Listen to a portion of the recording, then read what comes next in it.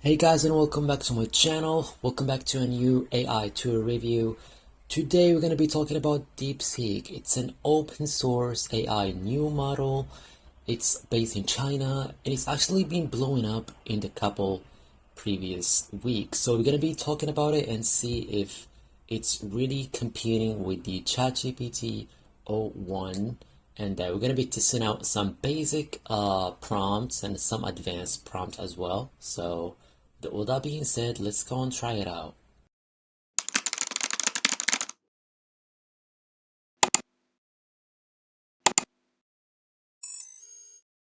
If you come right here to the front page, you will notice that you can chat on your computer or you can get the app in your phone. Of course, just keep in mind that they have the DeepSeek R1, which they say it's an equivalent of the OpenAI's O1, which we're going to be using in this video. Of course, you can visit their Twitter account or maybe X account. You can see the comparison right here. Use the colors as reference, and you will see right here performance on par with OpenAI's O1. And also keep in mind that the O1 is available like limited access for the plus people, which means if you're paying $20 each month, you will not get full access to this one. When you look at this and you think it's for free and they say it's par with it, it's kind of impressive. That's why we're going to be going through that in this video. And of course, if you want the full access and limited to the O1, you have to be a pro member. So we're going to be using the O1 in this video. We're going to be running some basic prompts first. And yeah, before using DeepSeek, guys, make sure to turn this on because usually it's like that. Make sure it's blue. All right. So we're going to be running this first prompt. One number is bigger, 9.11 or 9.9. It's a tricky prompt that been blowing up lately, so we're going to be trying it out.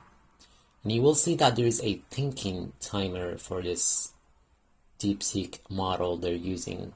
And you can see the process. Yeah, just keep in mind this is not a coding or more advanced comparison. This is just a basic comparison of a normal user. My approach is I create content, I make reviews. So there's a lot of videos tackling the coding aspects. Of course, I'm gonna link them in the description box. And same for all the links I use in this video.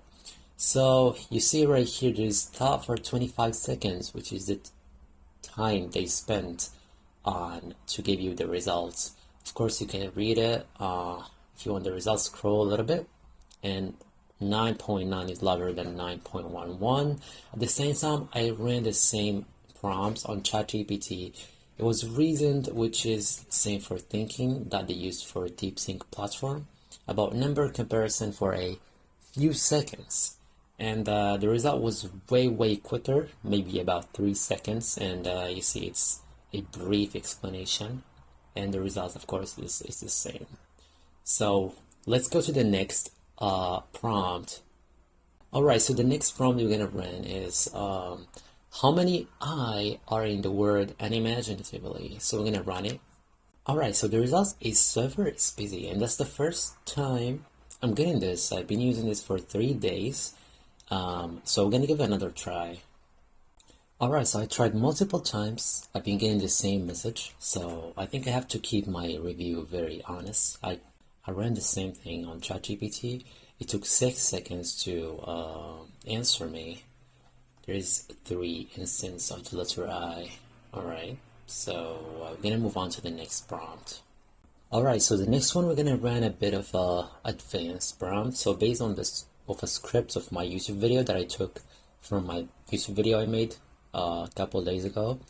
Analyze the video and come up with 30 to 60 short clips I should create that have the best chance to go viral online. Provide the timestamps of these clips and a catchy title for each one. Alright, so it took 29 seconds for this prompt, which is pretty good because I thought it's gonna take longer for a very big prompt like that.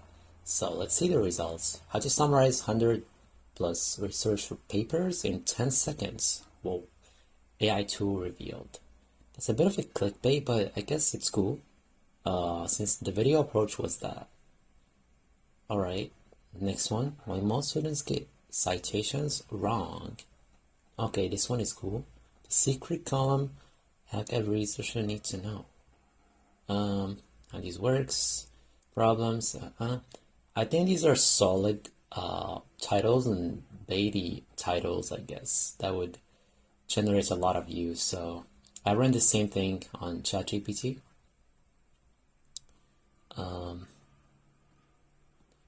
Yeah, for 1 minute actually. Wow, that's so surprising. Let's see the result. Clip 1. Get the perfect summary in seconds. This sounds very irrelevant because my video is tackling research papers, not summary in general. Next one. The secret sauce of winning. What? DUI, I think that's a bit irrelevant. Yeah, the third clip might make sense for the video I sent. Yeah. So I would say for this one, I would go for DeepSeek actually. It gave a very solid titles. Even some of them are baity, but they really tackled what I talked about in the video. Exactly. Well, this one seems to just generate things from its own, which is what we don't want. Nobody wants that. We want the model to be very specific about what they send you, of course. And that is about it for today's basic comparison. If you want me to make more videos, maybe going down deeper and testing more advanced stuff on these both models. And yeah, but again, for a free to use open source model, this is a great choice because not anybody can go for a plus or pro for ChatGPT. And I forgot to mention that even the API is very cheap. You can check, of course, their Twitter account. They share everything. And yeah, that's my personal honest review for DeepSeek against or versus ChatGPT R1.